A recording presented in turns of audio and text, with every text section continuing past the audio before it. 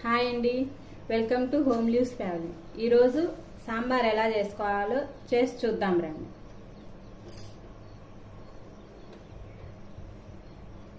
ఒక గిన్నెలో నూనె పోసుకొని బాగా వేడనివ్వాలి.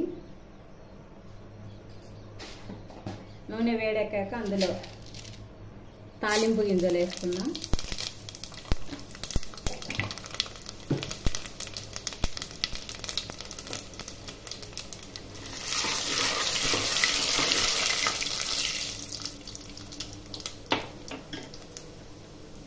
ఇవి బాగా వేగిపోయాక అందులో సన్నగా తరిగి పెట్టుకున్న ఉల్లిపాయ ముక్కలు,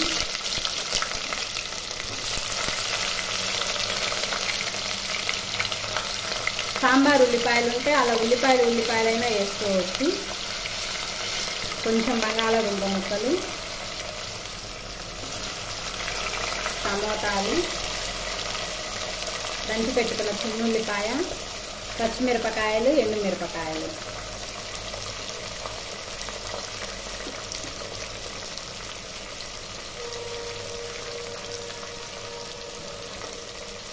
ఇవి బాగా ఎర్రగా వేగిపోయే వరకు వేగనిస్తాం.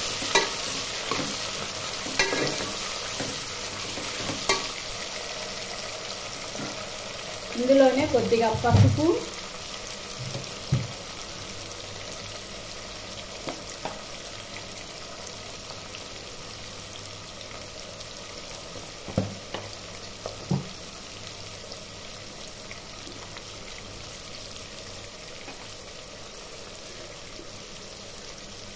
కొద్దిగా ఉప్పు వేసుకుందాం.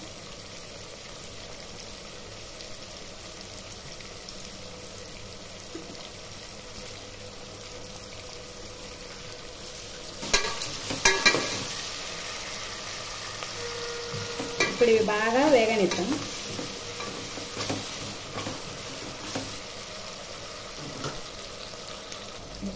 ఇప్పుడు ఇవి బాగా వేగిపోయాయి. ఇందులో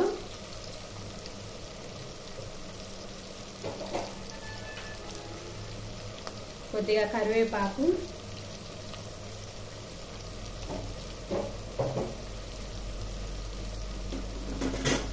ములక్కాయలు కూడా వేసుకుందాము.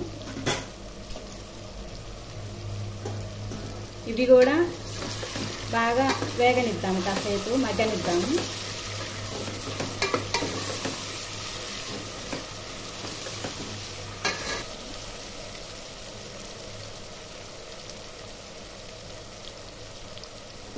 ఇవి బాగా వేగిపోయాయి. ఇందులో నేను ముందుగానే చింతపండు రసాన్ని తీసి ఉంచుకున్నాను. ఈ తీసి ఉంచుకున్న చింతపండు రసాన్ని ఇందులో పోసేస్తున్నాను. ఇప్పుడు మళ్ళీ ఓసారి కలబెట్టుకొని ఇవి బాగా పులుసులో ఉడకనిద్దాము కాసేపు. ఇప్పుడు ఇవి పులుసులో బాగా ఉడికిపోయాయి.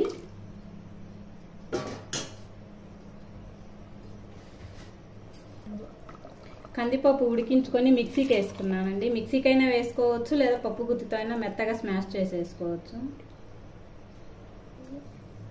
కందిపప్పును 3 విజిల్లు వచ్చే వరకు ఉడికించుకొని ఇలా మిక్సీకి వేసేసుకుంటే సరిపోతుంది, లేదా పప్పు గుత్తితో మెత్తగా స్మాష్ చేసేసుకున్నా సరిపోతుంది.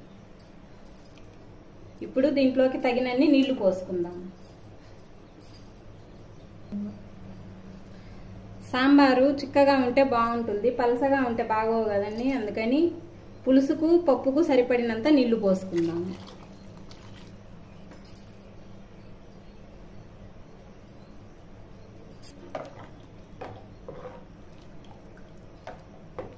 ఇప్పుడు ఇవి బాగా మరగనిద్దాము, ఒక పొంగు వచ్చే వరకు.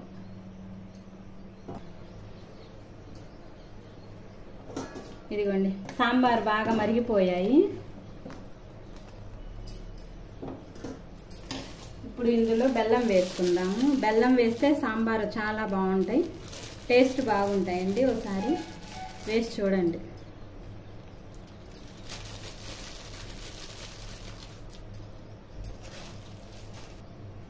ఇప్పుడు సాంబార్ పొడి వేసేస్తున్నాను.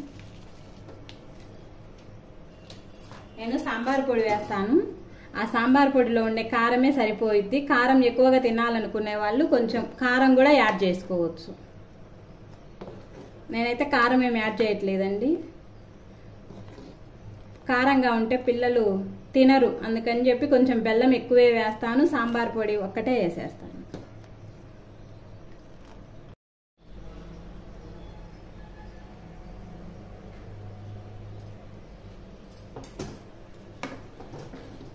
ఇదిగోండి సాంబార్ బాగా ఉడికిపోయాయి.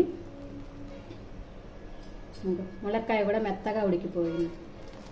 ఇప్పుడు ఇందులో సన్నగా తరిగి పెట్టుకున్న కొత్తిమీర వేసుకుందాము.